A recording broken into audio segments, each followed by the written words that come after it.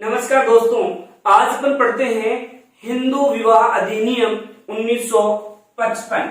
तो अपना पॉइंट है आज का हिंदू विवाह अधिनियम 1955। तो देखिए, आपसे डायरेक्ट पूछे कि हिंदू विवाह अधिनियम कब लागू हुआ, तो आप क्या कहोगे 1955 में। इस अधिनियम में देखो पढ़ को क्या पढ़ना है, इसमें पढ़ना है प्रमुख रूप से पढ़ को इस हिंदू विवाह अधिनियम की शर्तें क्या है। तो देखिए, हिंदू विवाह अधिनियम की शर्तें, किसको अपन हिंदू विवाह कहेंगे, हिंदू रीति रिवाज के अनुसार विवाह होते हैं, उनमें क्या क्या नियम होते हैं। तो देखिए, पहली शर्त क्या है, पहली शर्त है आयु की।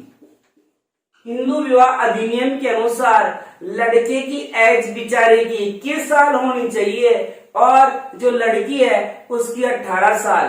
तो एज की बात अपन ने की, आयु की। जो लड़का है, लड़का की तो कितनी होनी चाहिए 21 साल, जबकि लड़की की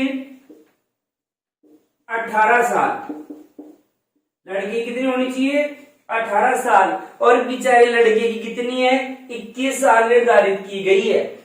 और इस अधिनियम की एक शर्त यह है कि इसमें 7 फेरे लेना जरूरी है। तब तक विवाह मान्य नहीं होगा जब तक अग्नि के समक्ष आप 7 फेरे नहीं ले लेते। तो अग्नि के समक्ष 7 फेरे लेना इसमें क्या है, अनिवार्य किया गया है। ठीक है, ऐसे नहीं कहीं मिल गए बस में, या कहीं भी मिल गए कि तू मेरी मैं तेरा, ऐसा काम नहीं चलेगा। हिंदू विवाह के अनुसार आपको 7 फेरे लेने ही होंगे, तभी विवाह क्या होते हैं, मान्य होगा। इसके बाद देखिए, सपिंड में विवाह मान्य नहीं है। सपिंड में विवाह मान्य नहीं। आप सोच रहे होंगे यहाँ एक शब्द आया है सपिंड। सपिंड क्या होता है कि एक समान गोत्र, क्या होता है, एक समान जो गोत्र हैं उनमें विवाह मान्य नहीं होगा। यदि लड़का और लड़की दोनों एक ही गोत्र के हैं तो हिंदू विवाह अधिनियम के तहत इसे मान्यता नहीं दिया गया है। अरे एक ही गोत्र में है, वो पति पत्नी कैसे हो सकते हैं, वो तो क्या होंगे, भाई बहन होंगे। तो यहाँ सपिंड में मतलब एक समान गोत्र में विवाह को वर्जित बताया गया है कि एक गोत्र में विवाह नहीं हो सकता। कई बार देखते हो ना, परिवार में ही कोई लड़का किसी परिवार की लड़की को भगा के ले जाता है, तो ये मान्य नहीं है। किसके अनुसार, हिंदू विवाह अधिनियम 1955 के अनुसार। हो सकता है उस लड़की के अनुसार, उस लड़का के अनुसार तो मान्य है। वो तो कह रहे हैं कि जब मियाँ बीबी राजी तो क्या कर लेगा काजी है, कई बार आपने देखा होगा। लेकिन हम इस समय कह रहे हैं किसके अनुसार, हिंदू विवाह अधिनियम 1955 के अनुसार वो मान्य नहीं है। इसके अलावा नातेदारी में भी विवाह अमान्य है। किसमें, नातेदारी में विवाह अमान्य है।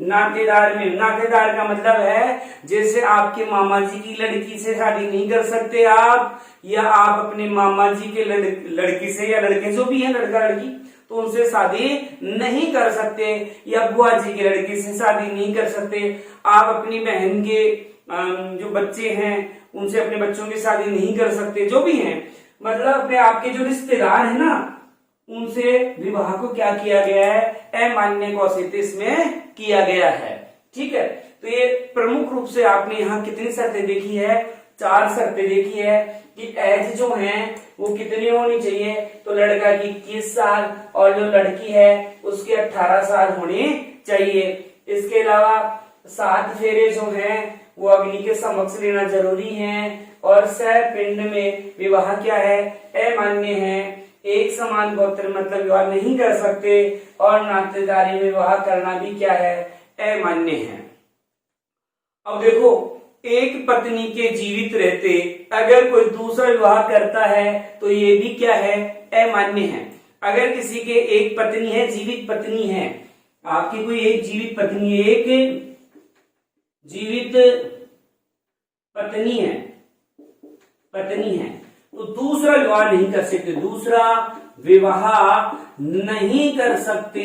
ये किसके अनुसार है? इसी हिंदू विवाह अधिनियम के अनुसार है। इस प्रकार का आप काला कांड करोगे, अगर आपकी एक पत्नी जीवित है और दूसरा विवाह करोगे तो इसमें आपको 7 साल की सजा हो सकती है। इस प्रकार का विवाह अमान्य है और अगर ऐसा कोई करता है तो 7 साल की सजा का प्रावधान इसमें किया गया है। अब देखो, इस अधिनियम में जो हिंदू विवाह अधिनियम 1955 है, इसमें संशोधन भी किया जा चुका है। और ये संशोधन कब किया गया? तो ये किया गया था 10 जून 2010 को संशोधित किया गया इस 55 वाले अधिनियम को।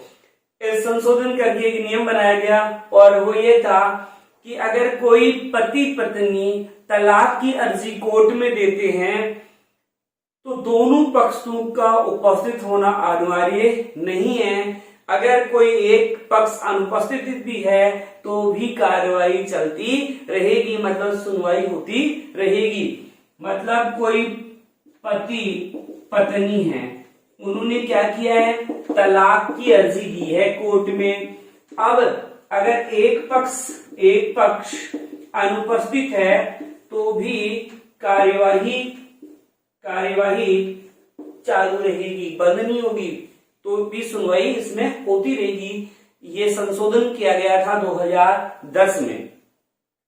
अगर आप दूसरा विवाह करना चाहते हो और आपने अपनी पहली जो पत्नी है, पहली पत्नी, उसी पत्नी से पूछा कि मैं दूसरा विवाह कर लूं और वो पहली पत्नी इसकी क्या दे देती है आपको आज्ञा कि ठीक है जी एक और कर लो आप शादी, तो भी ऐसा विवाह अमान्य है, मान्य नहीं है।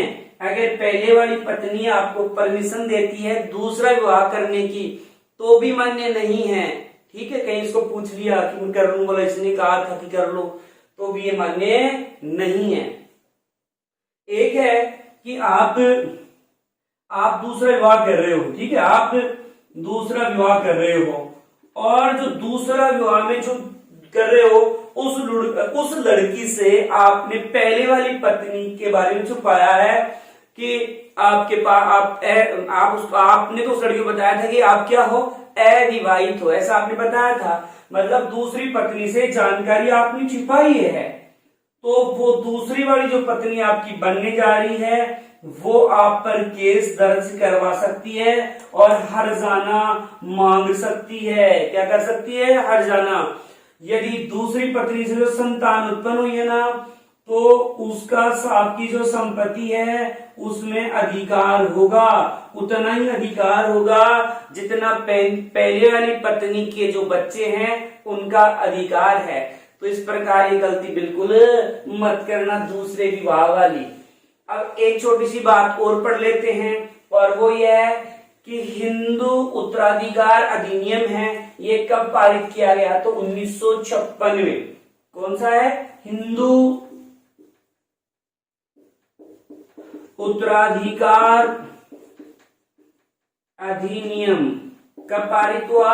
1956 में। और इसमें यह है कि लड़का और लड़की का पिता की संपत्ति में समान अधिकार होता है। कैसा अधिकार होता है? समान अधिकार होता है। ठीक है, चाहे लड़का हो लड़की हो, तो पिता की संपत्ति में लड़का और लड़की का मतलब पुत्र और पुत्री का समान अधिकार होता है। तो ये था आज का अपना हेडिंग, हिंदू विवाह अधिनियम 1955, और ये थी आपकी मुख्य बातें। धन्यवाद।